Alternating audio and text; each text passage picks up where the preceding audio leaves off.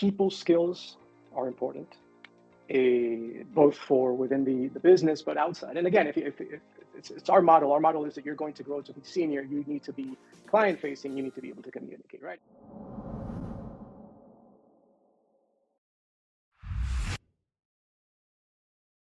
All right, so what is this most recent interest all of a sudden you have in all these industry organizations? I see you bouncing around all over the place, giving presentations, the glasses, becoming a professor. What's gotten into you?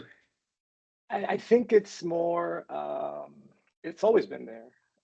It's a very nerdy industry. I think it's what's dragged me to it. It's really what I was selling to future employees. I would always say, you're not going to make a lot of money, especially when you're starting off, but you're going to learn a lot, and it's going to be uh, as niche as you can imagine. I've dealt with a lot of really good structural engineers, really good architects that come into this industry and just kind of hit a wall and like, I don't know what's going on. I don't know what I'm supposed to do. So I've always been either trying to train myself or working with others and training others, right? And now it's just the thing. We've got LinkedIn and we've got your podcast basically to have people actually see us doing it. But we've always wanted to do this kind of thing.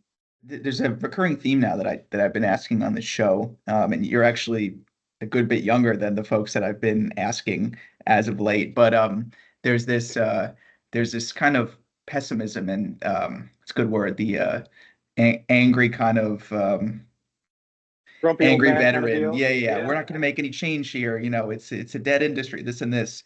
Have you pessimism maybe is a good word to say. Yeah. Have you felt that any bit come on over the course of your career and had to combat it, or have you always kind of remained an optimist? I think somebody from before said they remained excited. I'm still very excited about it, right? I mean, it's almost 20 years now, right? And when I came into it, it seemed silly. And I think that's the other part, right? If you're outside, it really doesn't make sense. You go to school for engineering. I think that's the other part is we don't see this as we're growing up. It doesn't exist. Facade consultant, facade engineer. You go to university, there's no mention. You study concrete, steel, and wood. There's no aluminum, there's no glass. Um, but once you're in it and you see what's happening and everything that could be done, and it's especially in the facade side, because we also look at the horizontal surfaces. But when you look at the facade side, that's really where the personality of any building is, right? So to say that um, passion, if you're a designer or a builder or an inspector, is going to go away and you're going to start making ugly buildings, that's not going to happen. So I think there's actually one of the presentations I went to or one of the events I went to, I was told this as well. I said, "Oh, you're younger," and I said, "Well, I don't feel that way. 40 something."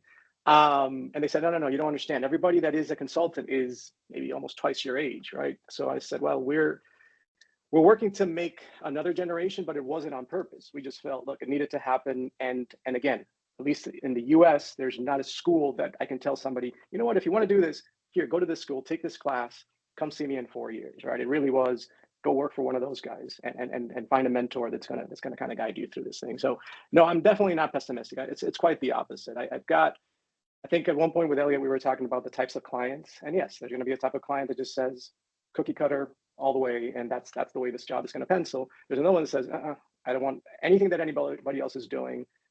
I want something completely different, and I'll pay for it, and I have the time to do it, basically. So the excitement is there every day at this point, to be honest with you.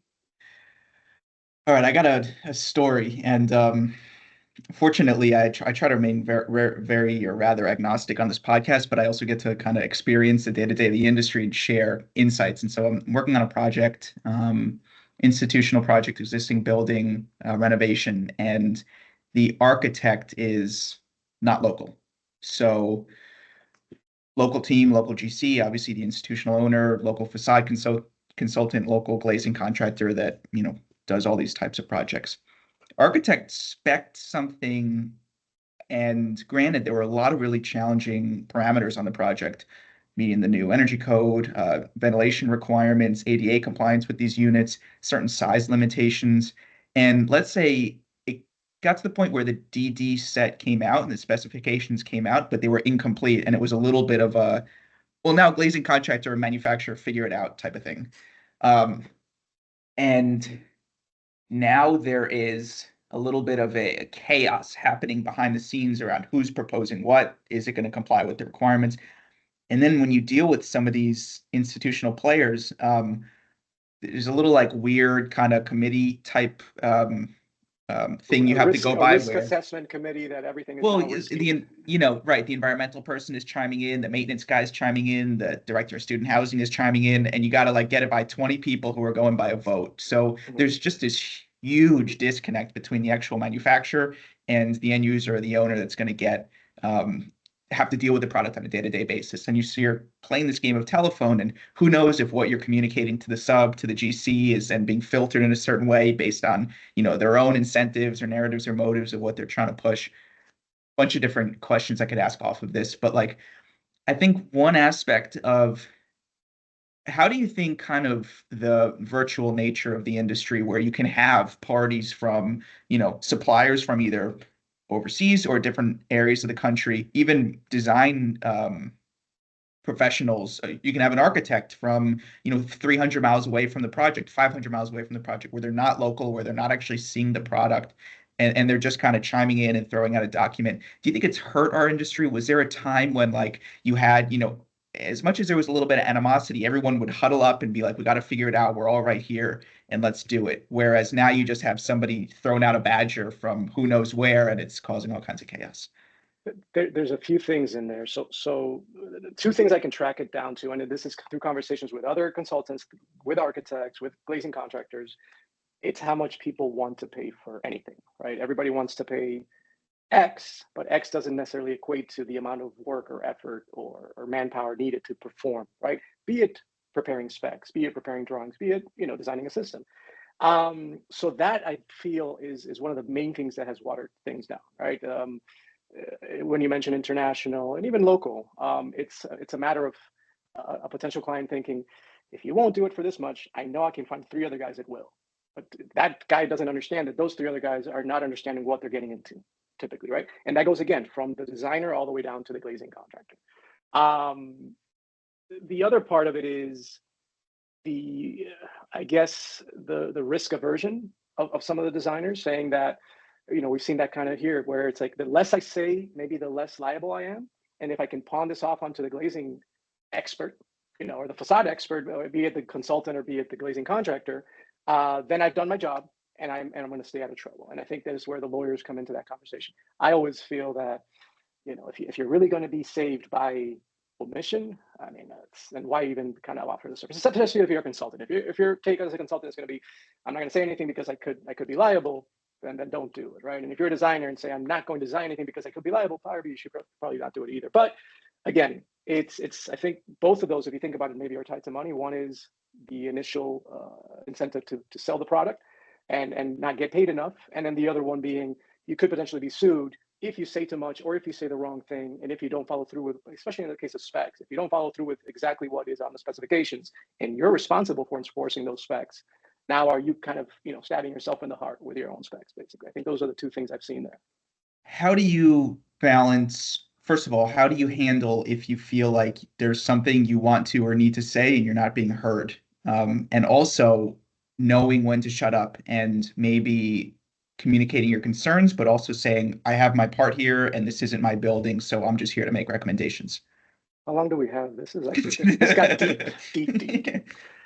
Because this doesn't go just to a technical discussion, right? I was having a call with a client about money this morning, right? And that is a personal discussion of one-on-one. Um, I think that's the best way.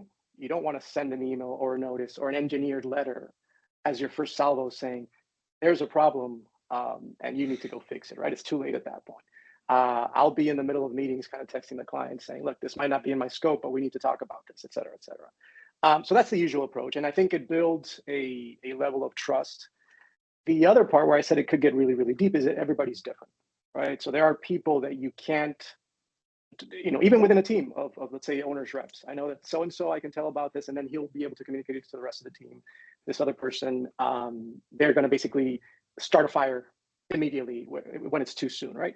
And I've told my coworkers here and other colleagues, I've said time is your best friend. So when I first see the issue, I try to bite myself and not do a knee-jerk reaction and say, I need to notify these guys. There might be an issue here. I try to say, how much more information can I gather? Let me go ask some questions. Maybe we can call a manufacturer and see, hey, this is what I'm seeing. Am I right? Is this completely wrong? and then say, okay, I've gathered enough information. I guess that's the answer. Usually when I'm going to bring up the issue, I want to have one or two options for the client and say, here's an issue, it's a big deal, here's what you could do, and here's what could happen. Just telling them the issue isn't enough. All right, so I started on the facade consulting side, so I'm as much of an advocate for having a design professional, a building enclosure specialist on the project, the inadequate one or capable one that is there for the right reasons. But obviously now I'm on the contractor's side, and so now it's nice to see it from both sides. And what I'm experiencing now is having a high level of respect for particular offices, but seeing as they grow, the level of service, the talent is getting diluted. And so you'll have a inspector, a consultant on a project, marking up shop drawings, adding things for no particular reason, and it starts trouble. And then from the owner's perspective, they might be so far away that they just said, "Oh, X facade consultant said this. What did you do wrong, contractor?" And I mean, would you agree with the statement that the wrong markups or even trying to do the right thing, but ineffective sort of execution can have just as much detrimental impact as like not having them involved at all? I think even more, because you could potentially even be building a case against your own client, right? If you're not even letting them really understand what the issue is and saying, look, this is the level of risk with, let's say, what was specified versus what is being done, or here's the area of concern here. Here are the pros and cons about changing, and here's potentially how much it could cost. Now that you know all this, let's go hit the contractor over the head with it, because or let's call the contractor because it may be that I'm not understanding the details. So we're switching over a lot to workshops rather than just redlining drawings, because we found that just redlining drawings and even sending like a spreadsheet, here are our comments, it would hit walls, and then they come back and say, here, I addressed all your comments, it took me a month and a half. And you're like, well, you didn't address. And then you get the blank stares of, oh, I guess we didn't understand. So we push and push and push for, let's do a kickoff workshop, then we go mark up drawings, then we do a page turner workshop. That has shrunk how much time we need to spend reviewing, be it architectural drawings or glazing shop drawings. And like you, I've been on both sides. I mean, I've worked for the developer, I've worked for the architect, but I've also worked for the glazing contractors and the facade contractors. And I've been on the receiving end of the design documents by the architect and saying, well, how am I supposed to draw these windows? There's no window schedule, there's no elevation, there's no section. Oh, look at the rendering, it's all there. I think the other part that's hit me really hard is don't meet your heroes, where you'll see somebody and you'll see their designs and you'll see the work that they've done. You go, you guys are it, and then you get on a project with them and go, oh, what am I missing? How the execution, like you were saying, is not necessarily all there. And I can't track it back to were they better before, or was this always it? And it's just different levels of clients that are willing to buy different levels of products. These are getting really, really deep. I'm not even drinking right now, so I feel like I need a beer at this point. Well, I know the story, but it'd be good to hear from you. Why did you wean off of engineering and get more into consulting? It goes back to the money, basically, right? The client that I met with today, very long time friend, and I told him, I said, look, you can get a set of permit drawings from any engineer here in South Florida, right? And you can get them in an 11 by 17 sheet with 25 details on an 11 by 17 sheet. Go figure out what to do with that, with that detail, right? While we're doing, full size drawings, 1-to-1 scale. But in the eyes of let's say in the case of the glazing contractor, they say, why would I pay, this price if I'm getting essentially the same permit drawing from this other engineer? So that was a big part of it. The funny part was it's worked. That's been really, really good, because the developer, actually, I think it's been a mixture of things that have worked. One was, you're competing against not the same product, but expect it to be the same product and to do the same thing. And then secondly, choosing the clients was a really big one, like getting rid of bad clients or not even working with bad clients. And then can you say that statement you said before? Choose not before that. Essentially, are you saying it just became a commodity item? Oh yeah, it is. It is. And I think, when you reached out to me, I said, look, we can talk about how Florida is a boogeyman, and the industry, the facade industry here, has turned itself into a commodity. Really, you'll find 1-2 guys in the glazing industry that are willing to innovate. Everybody else is just, we'll sell you what everybody else is selling you, and if you don't get it from me, you're going to have to buy it from so and so. So now it's a price fight, right? And we really could not keep up with a price fight as engineers. We were not going to become a 300-person company and just billing, pennies and just man hours all the time. We said, look, we want to stay small because you can't find talent, as you were Do you mentioning think before. it's any different though than being a domestic manufacturer? I think the way I've discussed it with colleagues is you have to find the scale that suits you, right? If you are going to be quality, you're not going to be quantity, right? And if you're going to be quality is going to be a struggle to maintain both, right? I think there's Level always quality, level of service, for sure. yeah, yeah, yeah. So I think it really depends, and I think you and I and Elliot discussed this once, where the size of the contractor made a difference as to what they could and should be offering, right? So if you're small, um, I would pick quality, right? Create a following, people that trust you, right? If you're large and you have the trust, which is what you see now when you say that companies are being watered down, then at that point, yeah, go for quantity. But I think the smaller you are, the more you should push for quality if you want to make a difference. Well, I'll give Russ, who I put the clip on of this morning, he's, the real boutique specialty engineering, and he never really went down the path of scaling. And so that he kind of found his niche and stayed in that arena. Yeah, yeah. And I have other friends exactly like that, where there's only so much I can do. And I think it's also, can you really find, like we started the conversation off saying, well, how did we all learn this? We all learned it because so-and-so taught us. But you asked me, why did I start, doing some teaching? And I said, no, I've been doing it for as long as I can remember, but we don't have a broad, I guess, a microphone that everybody can hear us. Your podcast is really, really good. To Russ's, I'm assuming that one of the reasons they didn't grow or have chosen to stay that size is saying, for us to find this level of quality in knowledge, it's very, very difficult. I mean, I probably told you the story. I had a client that said, I'm going to give you this many projects all at once because they sold them in bulk. And this was in engineering back in maybe 10 years ago.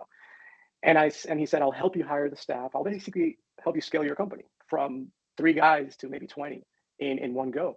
And I ran away from it. I said, absolutely not. I know already I that I remember. can't find 15 guys to man this like that, right? No matter how much we're willing to pay them. They're not out there, right? And a lot of them are like Russ, doing it for themselves, basically saying, look, rather than me go and be your facade guru, I am a facade guru, and so be it, basically. So let's go back to the engineering for a second. And this is something I've been thinking a lot about. I'm going to give a shout out to Spencer on my team because he is a pain in the ass, but he is very scrutinous and he's one of the best in the industry I've ever met. And he really digs into kind of the calcs and technical aspects of system integration and how everything comes together. And he's shown me some system designs and sets of calculations that I'll say are rather questionable. How things were qualified, how certain sections were qualified, what assumptions were made, what might have been overlooked. And let's just say this, facade consulting call it, is so foreign to most that what do you think a set of structural calcs are to most in looking at a system assembly? It's not simply like looking at a Hilti chart and making sure you have adequate embedment or spacing. I'm talking about Yeah. like the buckling and the I value of a system, and so the reality is on 99% of the projects that go on in this industry, I don't even know if calcs are done, but if they are, nobody's really looking at them or nobody really knows what to look at. And so Spencer comes from, he started at Schuko and he just worked on some of the most kind of monumental, highly scrutinized projects in the world. So he worked with like class A teams that looked at everything. And so, to the 1000th degree. And so This was in he Germany? comes, he went to facade school in Germany. He did a lot of work in California and New York and Yeah. even Florida and all these markets. So he checks every box. Yeah. And but and I appreciate that, but that's not the reality of our industry. And it goes back to what we were discussing. If your client knows that he's going to get a facade package that will get approved, because it will get approved, with 30 pages versus 200 pages, he's going to say, I'm not going to pay for 200 if you could have done it in 30. That's really it, right? Right. There's a few things to it. One is experience. If you were to ask me to design a concrete beam right now, I'd say pen to paper. If you ask me to check an aluminum mullion, you just tell me the sizes and pressures, I'll tell you, do it this size. We're probably going to hit the mark. So when you look at, the aluminum, again, going back to school, they had to add the aluminum design manual into the syllabus because it's not like steel, it's not like concrete, and it's not like wood. Similar in a lot of places, but like you said, you're checking buckling in every analysis. How many times are you going to check buckling for one extrusion? Actually, about 5, basically, if you look at the aluminum design manual. Nobody does that. Everybody says, okay, if I can treat it as a rectangle, check it once, FO, divide by the reduction factor, and go ahead. To your point, in 20 years, let's say in 12 as Façade Envelope, very few times have I had somebody actually question the calculations. It's usually some question where I go, this has no effect on anything, but here's your answer, right? I tend to, if somebody does make a valid comment where I was like, I missed that, or you know what you're talking about. Who is this guy? Let's look him up. Let's add him on LinkedIn, kind of thing. So yeah, it is few and far between. I think I mentioned Germany because I was talking to somebody yesterday, and they said, look, the level of not just scrutiny, but even at the architect and facade consultant stage, the level of design, the level of completion of their documents is, here you go, Skyline, go bid this, because these are the extrusions you're going to need. This is the glass you're going to need. These are the gaskets, and this is the performance we're looking for. And here are all the materials that you're going to need for that, basically, right? And anybody can go bid it. He was explaining to me that everywhere else he's gone, the consultant no longer does that. They expect the glazing contractor, the facade contractor to do that. But when do you hire the facade contractor? If you've been negotiating down price, so who's really designing the building? Is it the architect and the facade consultant, or is it the glazing contractor? So there is, unfortunately, within countries, within the US, there's differences, and outside, there are vast differences on what is expected and what people are willing to pay for. Another part of the experience has been you really do create a name for yourself, right? With the building officials and the reviewers, right? They'll see work by so-so, it's probably good. Oh, new engineer? And I've been that new engineer, right? I've had to sit in front of a building official and say, well, I've never met you before. I'm like, yeah, that's fine, but this is all correct, right? And I've sat there for an hour going through our calcs, showing them that we know what we're doing, to the point where now they see our work and they go, yep, they know what they're doing. It's a myriad of things. I trace it also back to money as well, as a glazing engineer, where if you've chosen volume, now you just have to produce a lot. You can't produce a lot of 200-page calculation packages. You can produce a lot of 30-page calculation packages, especially if nobody's reviewing them. So the amount of money that people are putting into the industry is just narrowing down the quality of the product in so many different levels. If you're employing your staff domestically, but how many people now are farming out engineering overseas? Yeah. And we tried it. I think you asked me one, how do you communicate an issue to a client? You're not going to communicate an issue to a client on a midnight email. Here you go, Mr. Client, you're going to have this issue. I'll talk to you tomorrow at midnight again, right? So the time change, we said, no, we got to keep it local. We did try Caribbean base in the Dominican Republic, and that is fine to service our team, but we never wanted it to be client facing. So I need people in the US to be client facing, to be able to pick up the phone, or go to a meeting, basically, and really communicate what the issue is and what the benefits and losses are, basically. So looking back on just projects as of late, whether you're consulting for glazing contractor, owner, or architect, what seemed to be your favorite to be involved with? I would have to say developer, but not just any developer, obviously, right? But yeah, developer seems to be, and I think I've heard this from architects too, where they say, my dream is to become my own designer. Essentially, to become a developer. So once the architect's a developer, he goes, I'm going to design whatever I want, right? So when you work for a developer that understands what they really want, not just what they think they want, because once they hear the price, they go, oops, nope, that's not what I wanted. No, they understand what they really want. And even faced with, and we have a couple of those, even faced with alternatives, cheaper alternatives, they'll come back to our team and say, am I getting the same thing? And we'll say yay or nay. And they go, then we're not going with it, right? We want what we wanted, and we're going to pay for what we wanted. So those are really the ones that I'm very, very happy working with. If you were to pick one market domestically and say outside of Florida, this is going to be our predominant market, what would that be? Haven't checked enough. I put pins around the country. So we have obviously New York, we looked at the West Coast, and we looked at Texas. The oscillation of all of these really makes it hard to say, to pinpoint and say, well, this is where it's going next. Even down here in South Florida, everybody's looking towards West Palm Beach now. That's really the next hub. And I think what would be intriguing about Texas and even the West Coast, don't you think it would just be too far away? Well, half of my staff is now hybrid. So now I've got a guy in North Carolina, I've got 2 guys in Orlando, I've got people talking about moving to Chicago. So I'm not going to stop that. When I started the company, we were all remote, right? So the first 2 years we were using Skype and working from home. So when the Really? pandemic hit, oh yeah, yeah, And we were how always a effective remote. was that? I always get that question. How do you make sure people are working? You just do. I was able to fire people, because you could tell they weren't working. They weren't asking questions. They weren't producing any work. So that's never been an issue. And in fact, I think it's the opposite. You almost have to tell people, stop working, go home. You're actually home. I see the right people being far more productive. And usually what I would say is, and I say it now as well, is if this person can't be trusted to be working by themselves, I don't want them anywhere near us. I want to find out that they don't work, and then please have them leave, right? So that is the next path, right? The real next path is we're going to remain hybrid, and we're going to take on more. I guess to one of your first questions is how do you compete as a small um, business?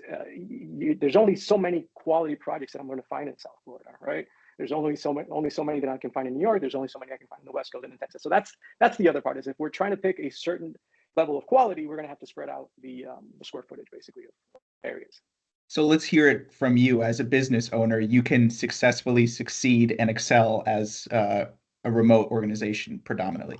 100%. 100%. We're the right people, right? The team, and I think the one line I have in my job descriptions is able to work with minimal supervision. Everybody here is being groomed and trained to be a senior consultant, but everybody here is expected to, even when they're not, work as if they are one. You're a self-performing professional. That's basically what we're hiring for. And how have you sort of handled handing off some of your day one clients to some of your key people? It is scary at first, and then you get the goosebumps when it works, right? So you're at first like, oh boy, kind of looking over their shoulder, and then you get the feedback from the client saying, I don't need you here. So and so is taking care of it. And I have a few team members like that. One of our VPs, Christina, she's kicking ass. Don't let George, her our other go. VP. Oh no, Yeah. absolutely. And this is why they're here, right? George from engineering. I was able to phase out engineering and then pick up better engineering projects because of Jorge Jimenez as well. So but it's absolutely scary because I had an ex-colleague who said, I know you want to be the face to the client. And I said, no, because I can't always be, especially if we decide to grow. What I wanted was that the client is happy, period, right? Whether it's be that's succeeding in that, or it's one of you guys, as long as they're getting what they are supposed to be getting, because it's not just agreeing with the client, but actually being protected and getting a good product, then I was happy. Do you feel your team members are proud to represent the organization and brand? I think so, yeah. They're getting poached constantly. As soon as they put on became an AIT, became a PE, been in a glazing consulting firm for X long, recruiters are after me basically. Hey, do you want All the to time. start? Do you Yeah. want to start this guy's company? I'm like, why would I start that guy's company? I'm in Yeah, the middle of this guy's that's company. my company. All the time, all the time. Look, a great company is looking to expand in your area. Yeah, tell me who they are. So how would you let's say this, speak to me, but vicariously speak to your employees Mhm. and speak to yourself as well. How do you sort of instill the theme or message of not eliminating the shiny object or the distraction or the red woman walking by in a dress and just keeping your eye on the prize and staying focused and staying true to yourself? It's a um, long held understanding that time is your friend, right? So just like you, I started as an inspector. I'm watching the guy that's the caulker or the guy installing the window making a lot more money than an inspector, right? And people would tell me, just go to construction, you'll make more money. I was like, well, then what, right? And then I'd see them rotating every time the project ends. Well, what do I do now? Who do I work for now? And that never clicked with it, right? The other part was also getting licensed. It just opens up your head and you go, wait a minute, I don't need anybody else. I could literally go sit down and do my own work and do my own thing. So what I usually tell a team is, in the long run, it'll be worth it because you're not going to have to work, crazy hours as a GC, for example. You will be valued for what you know. You will be able to continue learning forever, basically, because I'm not done, and I expect that I'm never going to be done. Well, I'm going to interrupt you, but I want you to keep going on that. Maybe it's not right for them, and that's okay too. So Yes. what is the value proposition? What are you trying to attract? In the end, they will have the money and they'll have the knowledge, basically. So they will have a lot more self-worth than when they come in. Because when you come in, especially if you're not of the industry, I always say this could just pop and disappear in any second, right? And at that point, you'll be able to walk out of here saying, it doesn't matter. I came out of there with a lot of tools that I didn't have before, and I can essentially take care of myself moving forward. So that's really the value proposition. You can do that in pretty much any industry. I don't look at structural just because it's not niche, right? How do you shine in structural engineering? It's not as easy. It is, somebody's calling. I enjoy doing engineering. It's just that it doesn't pay enough, right? Um, but that's, and like you said, it's not the right thing for anybody, for everybody. I look at people that come from the GC world and I say, you're not used to this life. You probably shouldn't come to this life. You're already used to a certain level of salary, let's say, and you should probably stay there. But somebody that's just graduating school, if you're big on learning and big on knowledge and want to have a long lasting, fulfilling career, I couldn't think of a different one. The job security here, because the other part is forensics, right? So, and what I said about the cyclical, once the economy goes down, then come back, building hardening efforts. And unfortunately, after every disaster, there's building hardening efforts. And after every code change, well, we have to do building hardening efforts. So I think I used to count 5 or 6 or 7 times that you could bid, or we as an facade consulting company could bid the same building during design, during construction, and finally during forensics. I'm not sure that a lot of other industries can have 5 different stats at the same client, basically. Have you been in a circumstance or found yourself in a situation where you had to basically tell an employee or advise, like, look, I don't think this is right for you, or encourage them to go elsewhere if you found it just wasn't a good fit? Yeah. It's there's different things, and it could be as granular as how do you understand 3D spaces. Like if you don't understand 3D spaces and you're looking at 2D drawings, you're going to struggle, right? People skills are important, both for within the business, but outside. And again, if it's our model is that you're going to grow to be senior, you need to be client facing, you need to be able to communicate, right? And that's kind of the joke about the engineers, is this is me, communicating, looking at your shoes, basically, right? You I like will that. struggle with that in your career. I can't take credit for it. I don't remember where I heard it.